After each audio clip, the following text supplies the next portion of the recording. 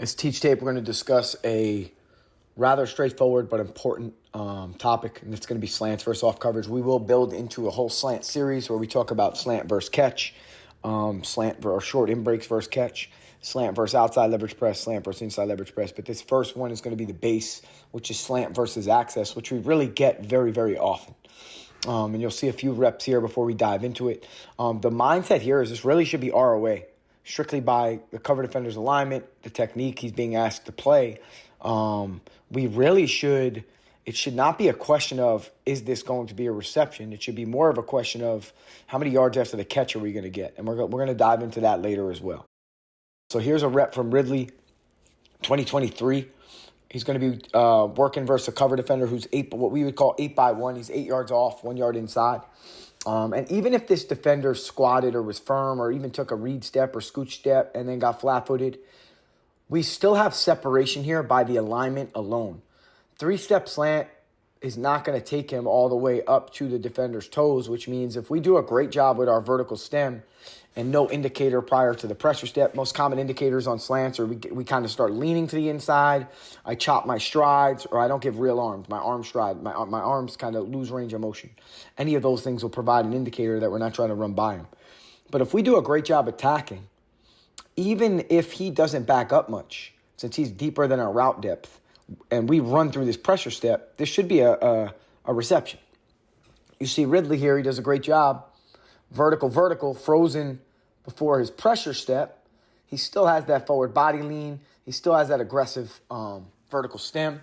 Causes the DB to open his hips early. Really does a great job attacking. And now we hit play and there's the pressure step. Runs right through it. He is not going to be in a position to make a play on the ball. If anything, he'll be lucky to make a play at the catch point for a tackle. Maybe even after the catch. But our aggressive body language versus off is what wins our slants. Our efficiency in our pressure step is what maximizes the yak. Ridley does a good job taking the ball off his back shoulder here. Another rep, Keyshawn Johnson. Vertical, pressure step inside. Ball's a little late. DB's late to the reception. Just by alignment alone and Keyshawn's body language, right? Like vertical, frozen before the foot hits the ground. There's really no indicator to tell him that a slant is coming, a break is coming. Full arm action, full stride, eyes through the DB's skull, pressure step inside. Okay, and if we talk about the pressure step a little bit,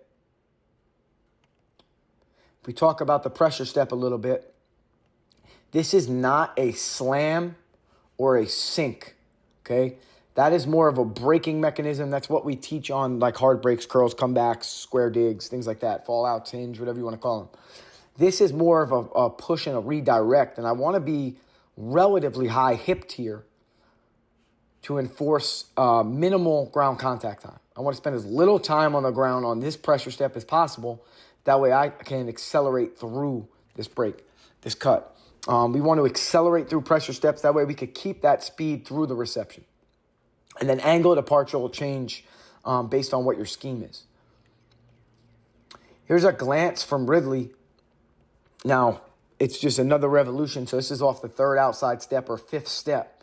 But it's the same coaching points as a slant, 3-step slant. And it's a great rep of running through your pressure step, speed through the ball, go score. And we'll talk about that in a little bit. But watch his body language and watch him accelerate through the pressure step. When we attack like this and we're efficient at ground contact on our pressure step,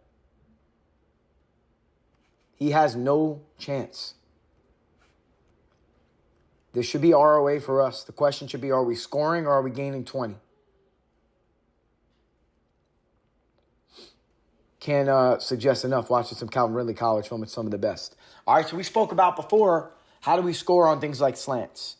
The only way to really score on them, obviously with there's things that DB, maybe the DB falls, stuff like that. But in our control, we want to keep our speed and stride through the ball. That's how you score on slants. So here's Odell Beckham. Split, vertical, stride through the ball. That's how you score. Okay? When we maintain our stride through the reception, angles get destroyed because they're expecting some type of deceleration.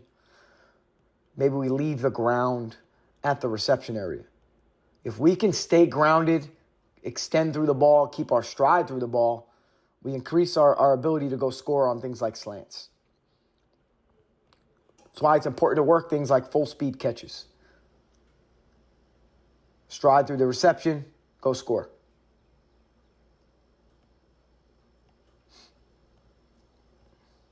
This is him with Cleveland, 3 in trips. Keep the stride through the ball, pull it off your back hip, go score.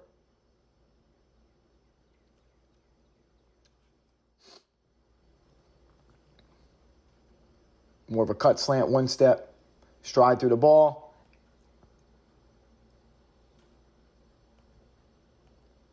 Go score. So slant versus off, here's another good clip, and we'll finish it up. Slant versus off, mindset is ROA. Okay, this is routes on air. This guy does not exist. He should have no bearing on breaking up a 3-step slant. So long as we're aggressive in stem, we're efficient through the pressure step, limiting any ground contact time. We're not going to slam it. We're not going to sink into it. We're going to run right through it.